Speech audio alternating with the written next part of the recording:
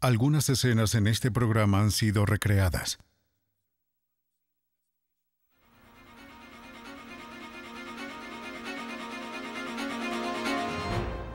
En el estacionamiento de una iglesia, una mujer aparece asesinada.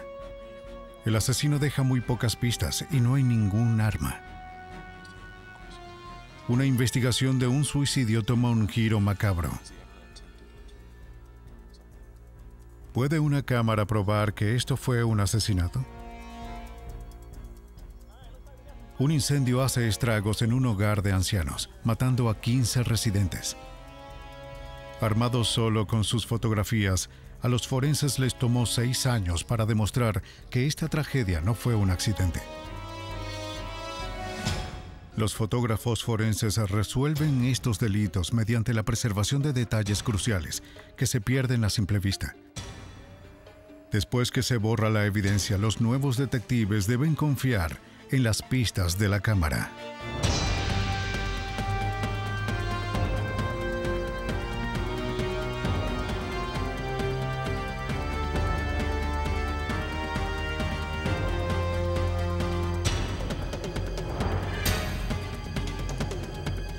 Los nuevos detectives, casos estudiados por la ciencia forense. Las pistas de la cámara.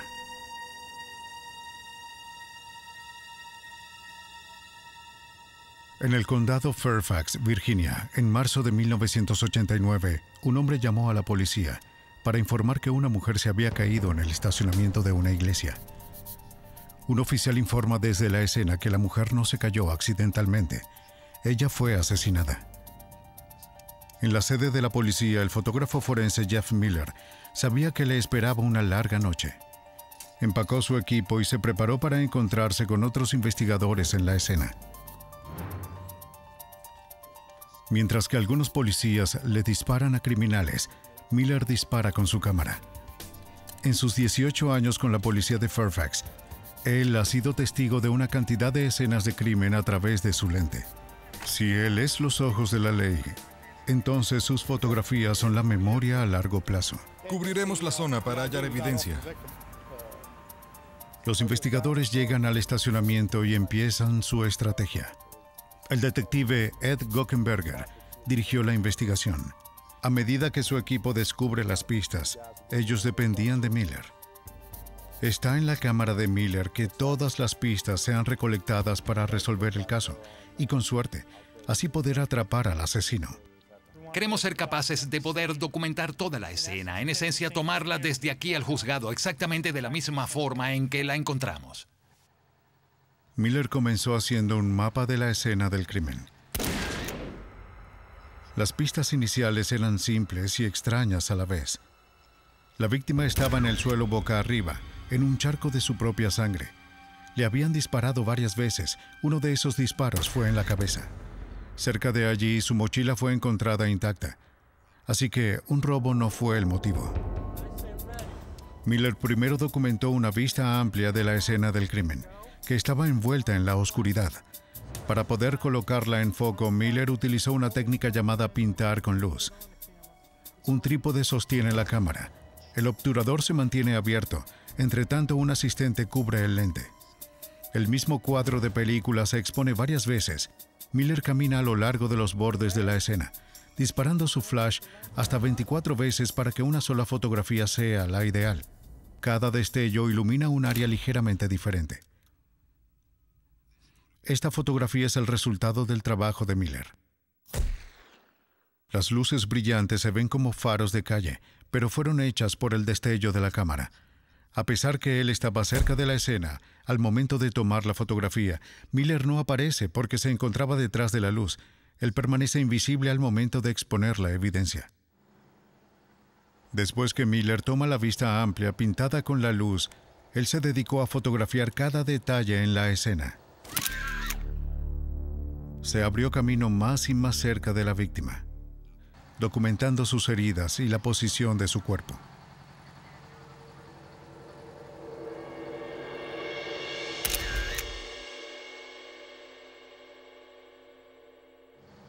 Esas huellas de derrape son una gran señal. Miller descubrió unas huellas de neumáticos con restos de sangre cerca de la víctima. Eso nos indica que el auto iba a una gran velocidad. Unos oficiales son enviados a seguir el rastro, mientras que los otros se quedan para seguir en la búsqueda de pistas adicionales. Miller encontró 2 casquillos de bala. El hombre que llamó a la policía aparcó su camioneta sobre ellos.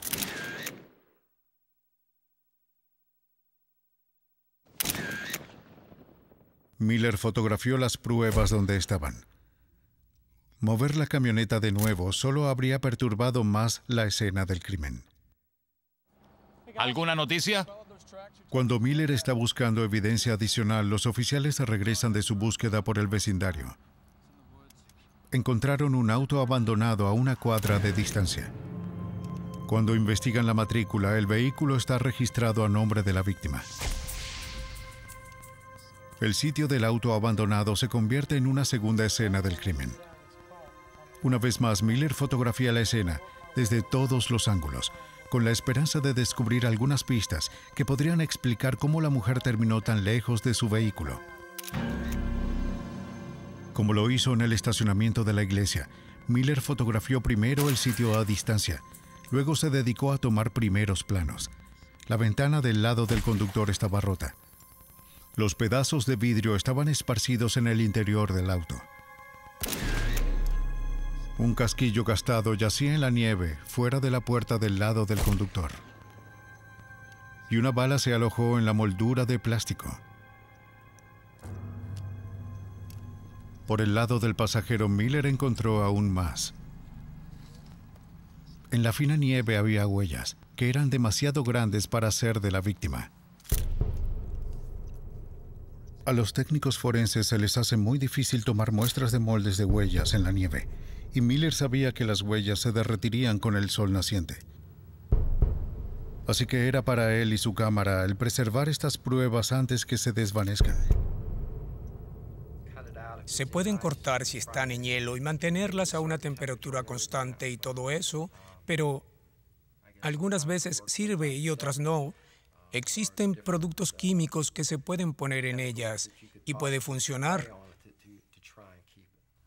Pero cuando todo está dicho y hecho, las fotografías son la única evidencia que es capaz de mantener esa impresión totalmente intacta.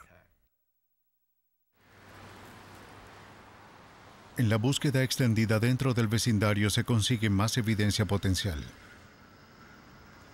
Un agente encuentra un segundo auto, abandonado a media milla del estacionamiento de la iglesia. Este aparentemente se salió de la carretera. El segundo auto se convirtió en una tercera escena del crimen, en esta noche de pistas dispersas.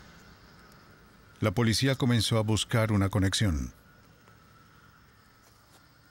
En un asiento del auto, el oficial encontró una funda de arma fabricada con cuero. El oficial verifica las matrículas del vehículo.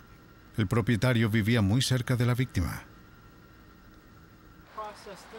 Al amanecer, Jeff Miller inspecciona el estacionamiento de la iglesia nuevamente. Él esperaba que el sol arrojara nueva luz sobre el caso. Por ahora la nieve se había derretido. Queríamos regresar y revisar el asfalto y así asegurarnos que se tomaron todas las pruebas. No queremos dejar nada atrás. Una vez que se nos escapa algo, no se puede volver. Su esfuerzo valió la pena. La luz del día reveló fragmentos de vidrio enterrados en la nieve de la noche anterior. Si el vidrio corresponde con la ventana rota del auto de la víctima, la policía podría decir que el auto estaba en el estacionamiento cuando asesinaron a la mujer. Acá tenemos una salpicadura. La nieve derretida también reveló una bala en el borde del estacionamiento. Aquí hay algunos vidrios. Después, otras pruebas determinarán si coincide con la bala encontrada en el auto de la víctima.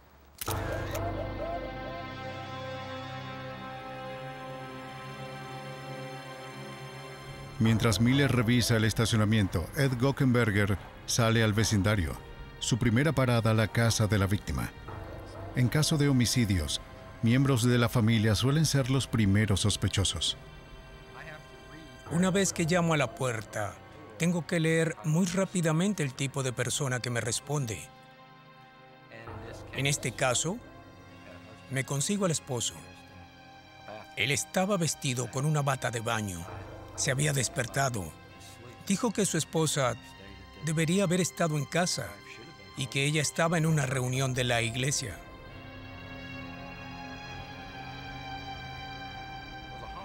Como investigador de homicidios, uno lo que tiene que hacer es observar a esa persona y ver si le parece sincero. No había nada de lo que me estaba diciendo que me demostrara que él de alguna manera estaba involucrado en esto. Confiado en que el esposo no estaba involucrado en el asesinato de la mujer, los agentes siguieron su próxima pista. No tienen que ir muy lejos. El propietario del segundo auto era vecino de la víctima. El vecino tampoco era ajeno a la policía. La investigación del asesinato en la iglesia tenía menos de 10 horas. Hasta el momento, el detective Gockenberger no tenía sospechosos. Su única pista era el dueño del segundo auto. El hombre con quien la policía quería hablar era Gary A.C. Donahue. Ed Gockenberger le pidió que fuera a la estación para ser interrogado. Los amigos en su banda de motoristas apodan a Donahue como el sureño. La policía lo conocía por sus antecedentes penales. Donahue le dijo a la policía que él había estado bebiendo la noche anterior. Cuando llegó a casa se dio cuenta de que su perro estaba suelto. Así que condujo para buscarlo, y en eso perdió el control de su auto en la carretera congelada y se deslizó en una zanja.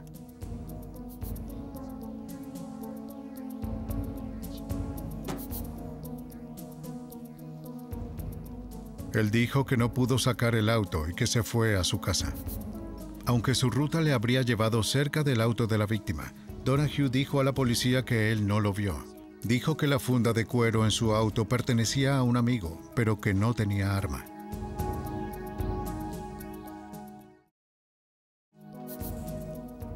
La policía tenía sus sospechas. Le pidieron a Donahue su chaqueta y las botas, lo que podría contener pistas que cuenten una historia diferente. Donahue las entregó de buena manera. En la habitación oscura, Miller revela una de sus pistas potenciales más prometedoras. Hasta ahora, él sabía que estaba simplemente documentando las diversas escenas del crimen. Ahora, él puso sus habilidades de cuarto oscuro a prueba para eliminar las pistas latentes. Usando la regla que colocó al lado de las huellas de la nieve, al momento que la fotografía se tomó, Miller creó un retrato en tamaño real de esas huellas. La huella de una bota puede ser casi tan única como una huella digital, si es lo suficientemente clara. Miller estaba emocionado con la fotografía. Cada detalle estaba intacto. Armado con esta imagen, se hizo solo cuestión de emparejar las impresiones a las botas que la crearon. Miller envió sus fotografías a un laboratorio forense para hacer una comparación detallada con las botas de Donahue. El técnico del laboratorio examinó primero el tamaño de las botas. Si las impresiones estaban fuera unos pocos milímetros, no hay ninguna concordancia. El dibujo de la suela fue examinado a continuación. Los técnicos estudiaron minuciosamente la suela de la bota, asegurándose de que cada detalle concordara con la fotografía de Miller. Hasta ahora todo se veía bien. Luego vino la prueba de fuego. Coincidir la bota con el pie que la llevaba puesta. Se requiere una mirada cercana al desgaste anatómico de la bota. El desgaste anatómico es el desgaste que cada uno deja en la parte inferior del zapato. Esto es en base a qué tan altos somos, lo mucho que pesemos, la estructura ósea, la forma de caminar. Si caminamos con el pie hacia adentro o hacia afuera, dejamos marcas en los zapatos. Donahue llevaba un puente en una de sus botas. Esto añade una característica a su desgaste anatómico único y deja una firma en las huellas impresas de sus botas. Por último, los técnicos examinaron las botas y las fotografías para el desgaste accidental, los rasguños y cortes de uso diario. En este caso hay ciertas marcas, cortes y hendiduras en el patrón de la suela que el examinador es capaz de ver en la fotografía y que fue capaz de encontrar también en el zapato. Entonces, es posible decir que este zapato hizo esta única huella. No hay otra igual. La evidencia de la huella hecha por la bota ha colocado a Donahue en el auto de la víctima. Para Gockenberger, las fotografías mantienen la investigación en marcha. Las fotografías en este caso son extremadamente importantes. Si no tuviéramos las imágenes de esas huellas, estaríamos trabajando solo con las pruebas de las armas de fuego. Una persona puede poseer un arma, pero ¿quién en realidad hace el disparo con el arma? Luego, los investigadores examinaron la chaqueta de Donahue. La peinaron meticulosamente buscando fibras, cabello, tela o cualquier cosa que pueda vincular a Donahue con la víctima. Se encuentran partículas de vidrio. ¿Qué nueva información podrían proporcionar las partículas? Los exámenes forenses determinaron que el cristal del auto de la víctima coincide con el vidrio del estacionamiento. Si el cristal de la chaqueta de Donahue es igual a estas muestras, esto lo colocaría en el lugar donde se hizo trizas la ventanilla del auto y donde murió la víctima. Las pruebas son confirmadas. La policía ahora podría demostrar que Donahue estaba en el estacionamiento y tal vez en el auto en el momento del asesinato. Las huellas con sangre son el siguiente vínculo. Debido a que la víctima no podría haber conducido a través de su propia sangre, los investigadores fueron capaces de demostrar que la asesinaron en el estacionamiento y que alguien más movió su auto. A medida que el auto salía del estacionamiento, este pasó a través de un charco de sangre. La sangre se ha adherido a la banda, al lateral del neumático y a través del estacionamiento. Se mantuvo dejando una transferencia de sangre en el suelo, así que eso era. Así se fueron uniendo las diversas pistas, en gran parte gracias a la documentación de la escena tan precisa de Miller. Lo único que faltaba era el arma del crimen.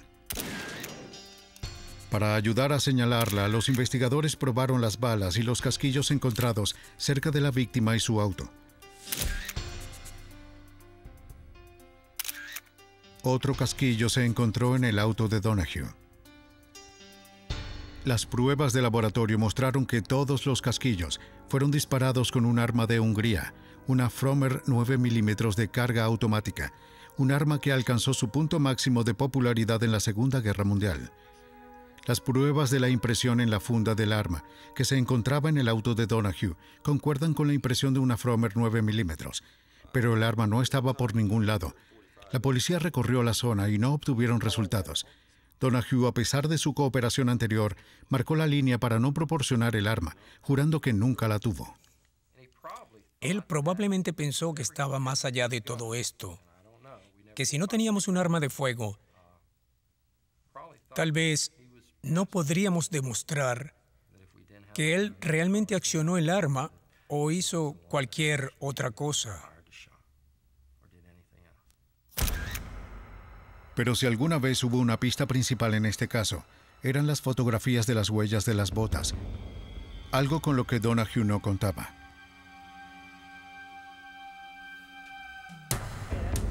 El oficial Miller y el detective Gockenberger comenzaron a construir su caso, con los fragmentos de vidrio, los casquillos, las balas y las cada vez más importantes huellas de las botas. Estaban seguros de que podrían probar más allá de toda duda razonable que Gary A.C. Donahue era un asesino.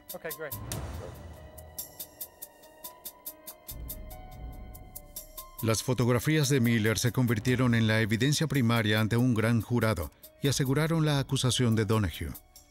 Las pistas fotográficas que Miller ha proporcionado ayudaron a reconstruir la historia de esa terrible noche. De acuerdo, lo que creo que sucedió es que el señor Donahue, al conducir por la vía, tomó un camino equivocado para ir a su casa, probablemente porque estaba embriagado. Donahue perdió el control al conducir y se desvió de la carretera. Enojado, salió del auto y comenzó a caminar a casa. Cuando la víctima llegó por la calle, ella reconoció el auto. Probablemente lo había visto en su barrio durante años. Donahue se lo compró a otro vecino. Tal vez ella de buena fe le ofreció llevarlo a casa, o tal vez él salió a la carretera y le hizo señales de ayuda. La otra posibilidad es que él salió a la calle con el arma e hizo que se detuviera. Ellos se van al estacionamiento de la iglesia. Algo ocurre allí. Bien, en una investigación de homicidio no vas a ser capaz de responder a todas las preguntas.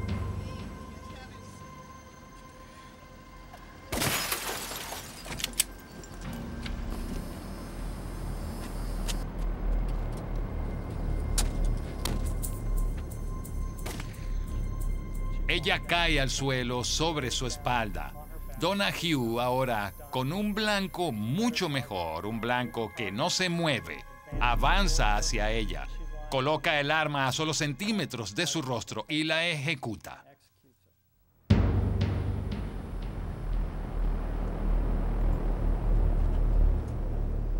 A continuación abandona la escena y conduce hasta el final de la calle, donde de nuevo, por la razón que sea, se sale de la carretera, probablemente debido a su embriaguez. Al momento de salirse, se impacta contra un árbol. Por alguna razón decide descargar su arma. La acciona. El casquillo que queda en la recámara dentro del arma es arrojado fuera de la ventana del lado del conductor, y ese es el que se encuentra en el suelo al lado del auto. Por alguna razón se mueve a través del asiento y sale por el lado del pasajero, dejando las huellas de sus botas en la nieve.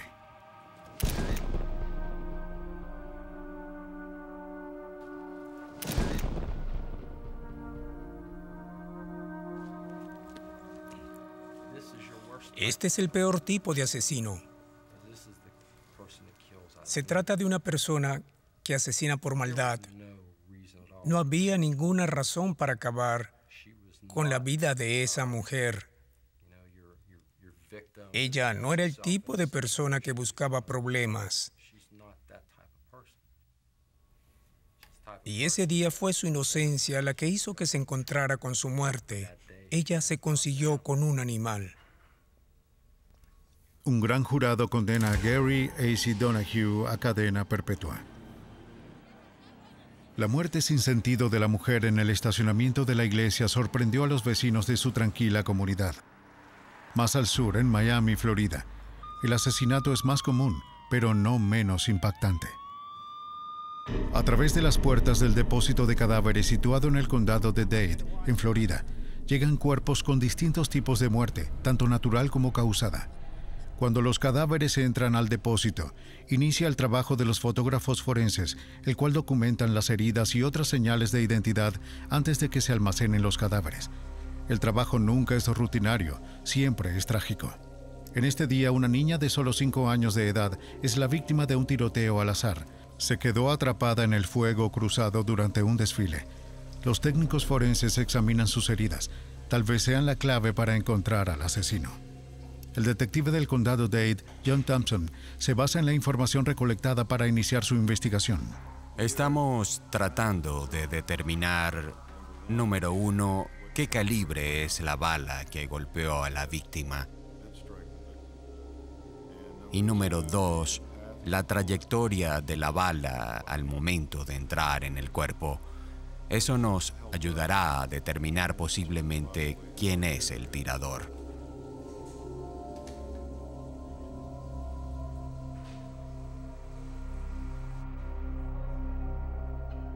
En la oficina del médico forense, la fotografía de alta tecnología es una herramienta de trabajo tan vital como un bisturí. Si una muerte parece sospechosa, les toca a los fotógrafos forenses documentar los detalles. Comienzan con la herida y luego fotografían órganos individuales a medida que avanza la autopsia.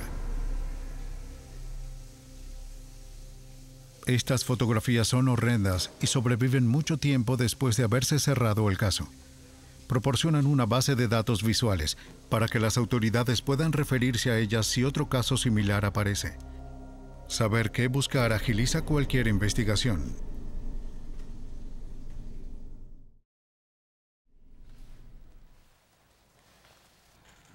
En 1986, la policía del condado Dade respondió a un suicidio. Jack Sebastian yacía muerto. Al lado tenía una escopeta calibre 12. Cuando se trata de un cadáver, es un procedimiento estándar capturar las pruebas. La novia de la víctima le dijo a la policía que estaba fuera cuando oyó la explosión. Sebastián no dejó ninguna nota. En el depósito de cadáveres, un miembro del personal sospechó sobre las heridas de Sebastián y llamó al médico forense Leonard Barhart. Barhart trabaja y mide la herida. En su opinión inicial, no se trataba de un suicidio. El disparo de Sebastián es casi directamente entre los ojos.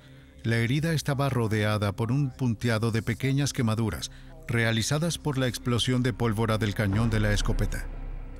Si Sebastián sostenía el arma directamente en la cabeza, hubiese tenido otro resultado. Por este punteado, Barhart sabía que el arma debe haber sido sostenida a cierta distancia de la frente de Sebastián. Algo no estaba bien y Barhart estaba determinado a llegar al fondo de todo. En primer lugar, Barhart ordenó las fotografías de las heridas de Sebastián.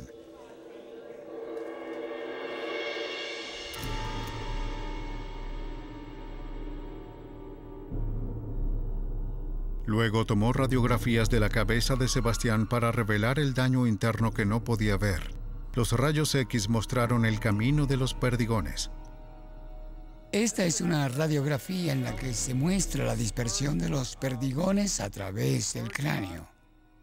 Y si tomamos el punto de la entrada, que está justo por encima del puente de la nariz, vemos que los perdigones están a la izquierda y por debajo del punto de entrada, lo que significa que el disparo venía de encima hacia la derecha.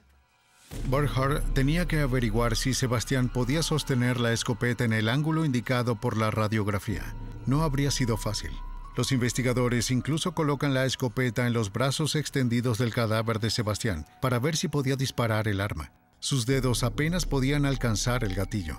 Teniendo en cuenta todas las posibilidades, los investigadores trataron de disparar el arma con sus pies. Ellos descubrieron que podía hacerlo descalzo. Pero Sebastián llevaba botas con punta redonda, por lo que había sido imposible para él disparar el arma. Estas pruebas extremas eran necesarias. Barhart sabían que tenía que estar preparados para responder incluso las preguntas más extrañas en el tribunal. Quiero decir, ellos dirán cosas como, bien, no podía haber estado en la cama y tener su pie sobre su cabeza y se la puso con su... Y si no llevaba zapatos, si tendríamos que probablemente, si se tendría que decir que sí se podía. Barhart no estaba satisfecho con sus resultados. Necesitaba determinar la distancia entre Sebastián y el arma cuando ésta se disparó. Barhart y su personal le dispararon a un trozo de cartulina a distancias de 1 a 7 pies y examinaron los daños. A un pie de distancia, la fuerza del disparo rompió la cartulina. El impacto fue enorme. A 2 pies, el impacto fue menos grave. Los perdigones comenzaron a extenderse. A 4 pies, el agujero se duplicó en tamaño y los perdigones se dispersaron.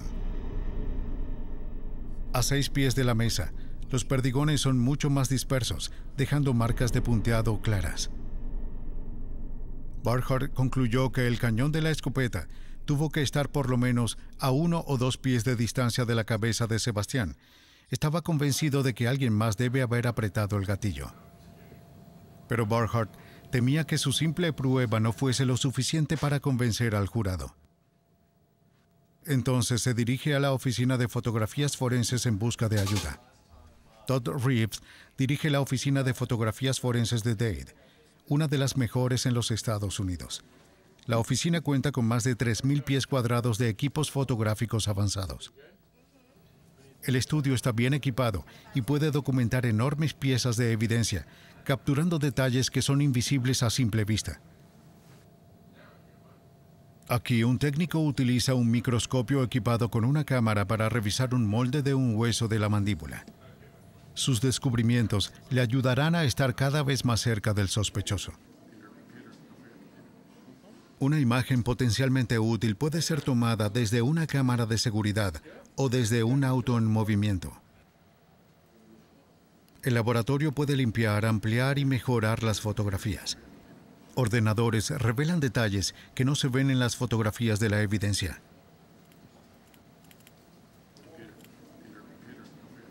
Una gran base de datos computarizada de huellas digitales puede encontrar incluso la mínima huella de un bebé. Una suite de edición ayuda a los investigadores a ensamblar presentaciones judiciales persuasivas. Así que cuanto mayor sea la calidad, mejor será la delimitación que se le está dando al jurado. La información es más objetiva. Es un hecho, no ficción. Y ese es el verdadero mensaje detrás de la fotografía forense profesional. Burkhart sabía que tenía un caso por el asesinato de Jacques Sebastien. Pero había que depender de Reeves y sus herramientas de alta tecnología para que sea más efectivo. Cada herida fatal cuenta una historia. En el caso de Jacques Sebastien, las lesiones alrededor de la herida completaron los hechos. Cuando se dispara un arma, de la boca del cañón viene un destello de fuego, una lluvia de chispas y una nube de humo. Cada uno puede dejar su huella. Coloque el cañón de su arma de fuego directamente contra el objetivo y todos estos residuos entran en la herida. Retire la boca del cañón más lejos y los residuos se vuelven más dispersos. Las fotografías forenses de Sebastián mostraron las abrasiones y punteado. También revelaron hematomas debajo de los ojos, en la nariz y en la mejilla. Burkhart cree que el daño fue causado por los pétalos abiertos de una cubierta de plástico que contienen los perdigones. Pero ¿a qué distancia tendría que estar la escopeta para permitir que la cubierta de plástico se abriera? Burkhart y Reeves creen que una fotografía de alta velocidad podría proporcionar la respuesta definitiva. Le permite a los médicos y a la policía que está investigando el caso que puedan ver cosas que el ojo humano no puede ver, las cosas que se están moviendo a Mach 15. La fotografía de alta velocidad puede detener una bala en el aire. Más que eso, permite a los investigadores examinar fotograma por fotograma el impacto y el daño que produce la bala al momento que conecta con su objetivo. Entonces, las heridas se pueden combinar con las balas. En los casos en que no se encuentre un arma o una bala no se pueda recuperar, una serie de fotografías de alta velocidad puede ayudar a los investigadores a hacer la identificación. Reeves y Burkhart diseñaron un experimento para determinar la distancia entre el cañón del arma y la cabeza de Sebastián. Asegúrate que las cajas tengan 12 balas. Colócala allí para la prueba. Colocaron una escopeta en un estante, calibrada y perfectamente nivelada.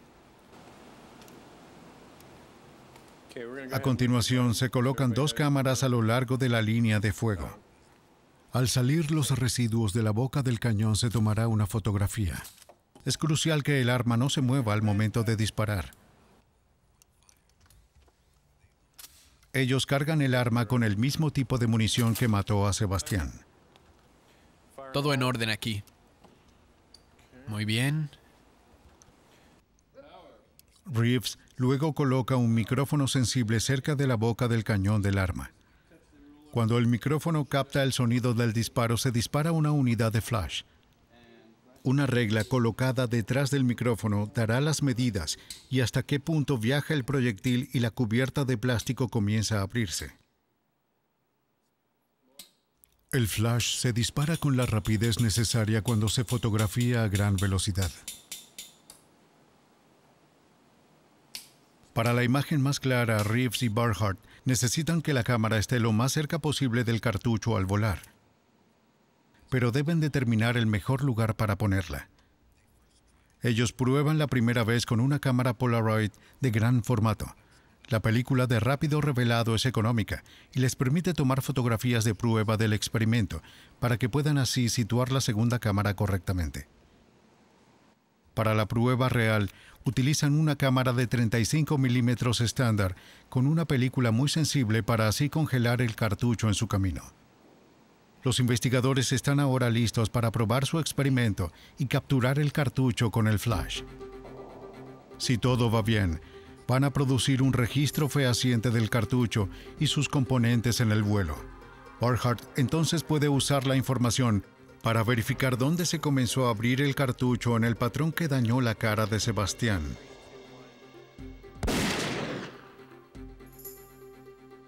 Cada vez que el arma es disparada, Reeves mueve el micrófono unas pulgadas más lejos de la boca del cañón. Como resultado, el flash se dispara un poco más tarde. El proyectil viajará un poco más lejos. La cámara capturará cómo se va abriendo en el vuelo.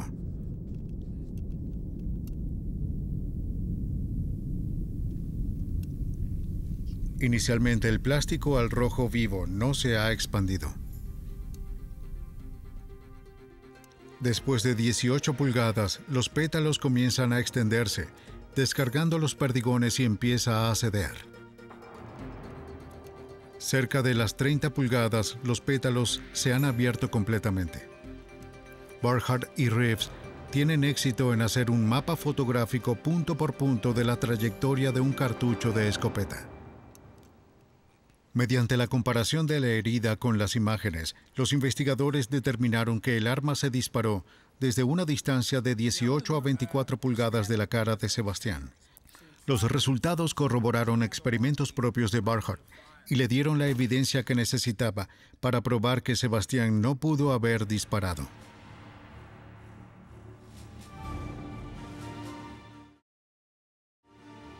Después, la policía confrontó a la novia de Sebastián, Diana Shelton, con la evidencia. Ella confesó haber apretado el gatillo y fue condenada a 12 años de prisión. A diferencia de cualquier otra herramienta, la fotografía forense puede exponer evidencias que de otra manera se habrían perdido. A veces las fotografías son la única manera de probar que se cometió un delito. Cuando un médico forense de Pensilvania estaba seguro que un trágico accidente encubría un asesinato en masa, sus fotografías se convirtieron en sus únicos aliados. La fotografía forense jugó un papel crucial en la investigación de un devastador incendio en un asilo de ancianos. Robert Jennings, un forense retirado del condado de Wayne, Pensilvania, pasó 6 años tratando de demostrar que las muertes del incendio no eran ningún accidente. Jennings ha pasado gran parte de su vida combinando sus papeles como médico forense y su amor por la fotografía. Ha estado tomando imágenes durante más de 45 años. Tengan cuidado, justo allí. ¡Deprisa! La historia comienza en la noche sombría del 19 de octubre de 1971. Un incendio mató a los 15 residentes de la clínica de reposo Geiger, un hogar privado adjunto a una granja cerca de Honesdale, Pensilvania. La mayoría de las víctimas fueron encontradas en sus camas, muertas por inhalación de humo. Unos pocos fueron sobrecogidos cuando se arrastraban en el suelo. Como forense, Jennings acudió al lugar. La policía estatal y los bomberos ya habían comenzado la remoción de cuerpos antes de Jennings tener la oportunidad de documentar la zona. Después de haberle pedido a los bomberos detenerse, Jennings comenzó a fotografiar todo lo que pudo. La ubicación de las víctimas podría resultar importante. Jennings trató de realizar un seguimiento de las llamas con el lente de la cámara en el interior del edificio a oscuras. Como el tiempo era importante, se fue directo a trabajar, esperando que sus imágenes pudieran ayudar a determinar qué causó el incendio. Pero la oscuridad y el humo frustraron sus esfuerzos.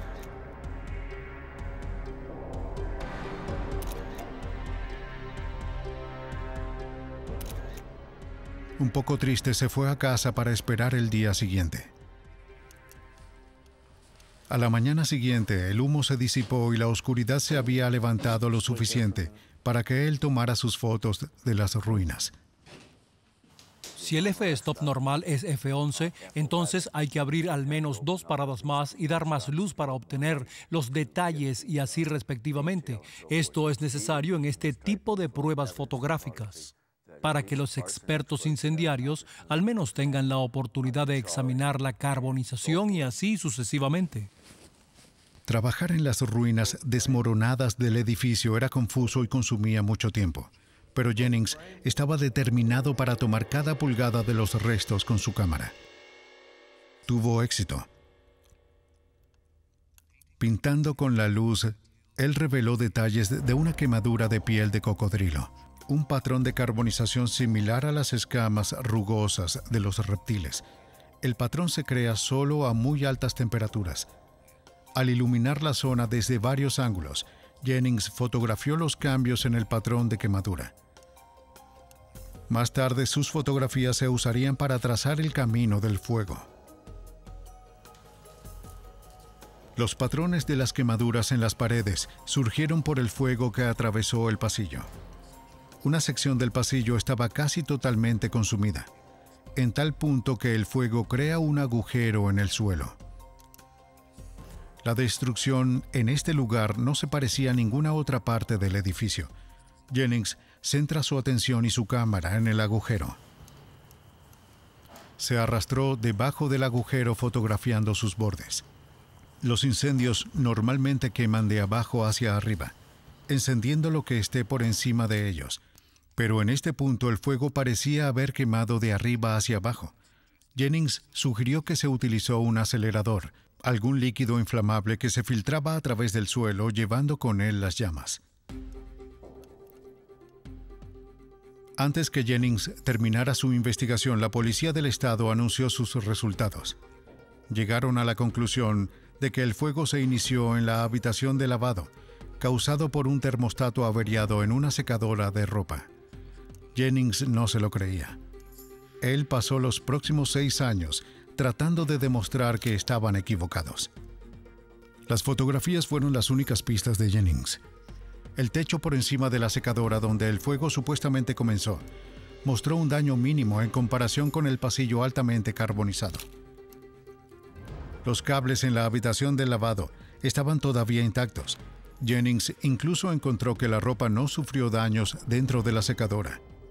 Imagen por imagen, Jennings cada vez estaba más convencido.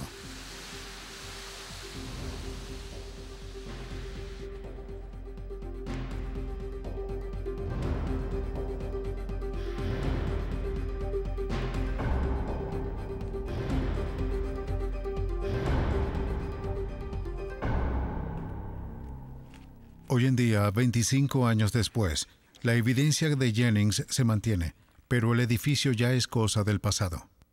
En unas pocas semanas después del incendio, el edificio fue demolido. Por lo tanto, la evidencia que fotografié ya se ha ido. Si uno no tiene las fotografías allí para apoyar y observar de nuevo, es muy difícil resolver un crimen.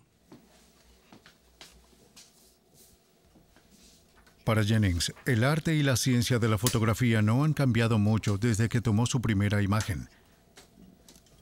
Hoy en día, como lo hizo hace 25 años en el caso Geiger, procesa sus propias fotografías a mano, controlando cuidadosamente cada paso en la exposición, el revelado y la impresión.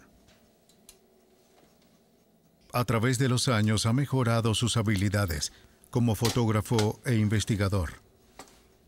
Ha ganado una mejor idea de buscar y cómo capturar en la película una pieza de madera carbonizada, un montón de escombros. Estos objetos aparentemente triviales pueden ser pistas para saber qué hacer en un caso. Jennings tiene que estar seguro que ningún detalle se pase por alto. Una investigación se parece mucho a un papel de película expuesta. Toda la información está ahí. Solo hay que saber cómo hacer que sea visible. En una habitación oscura, Jennings expone muchos secretos. Durante el proceso surgen más preguntas.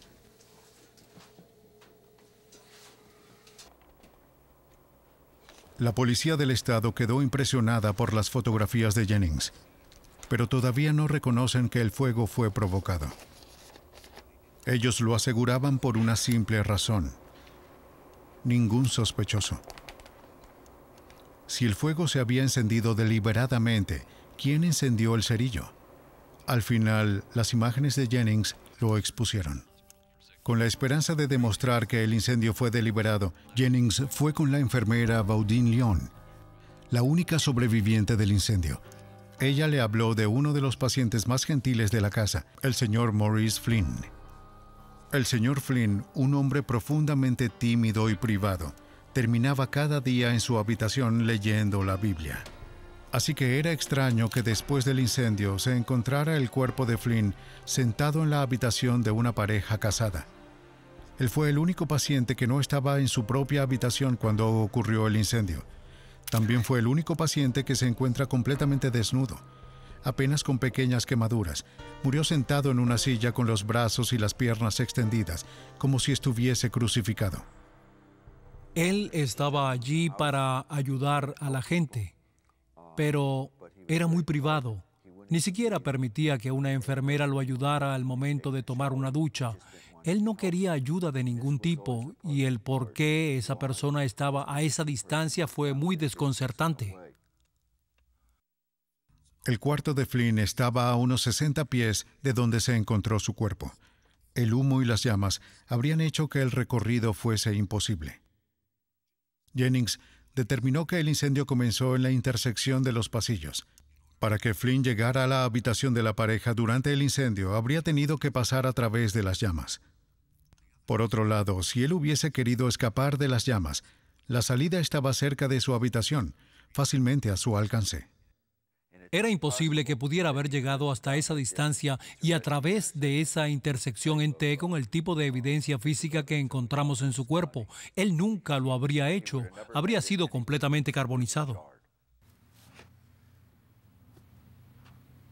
Jennings se preguntó por qué Flynn estaba tan lejos de su habitación, mientras que casi todos los demás murieron en la cama en el incendio de propagación rápida.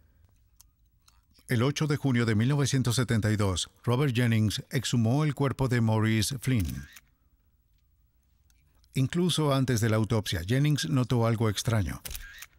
La piel de Flynn era casi de color rojo cereza, indicando intoxicación por monóxido de carbono. La autopsia reveló que el tejido pulmonar de Flynn había absorbido vapor de combustible poco antes de morir. Más pistas salieron durante la entrevista de Lyon. Flynn era el único residente que tenía acceso a la caja de cerillas. La usaba para encender las velas y así leer con mayor claridad la Biblia.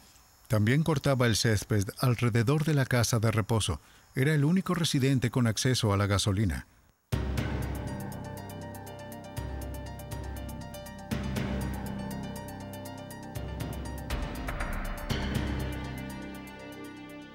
El comportamiento de Flynn era muy extraño un día antes del incendio, diciendo palabras absurdas y citando un verso bíblico.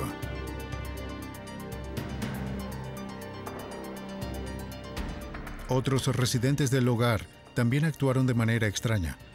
Pagaron las deudas olvidadas y hablaron de un viaje a un lugar mejor. Todo se centra alrededor de los extraños acontecimientos del señor Flynn.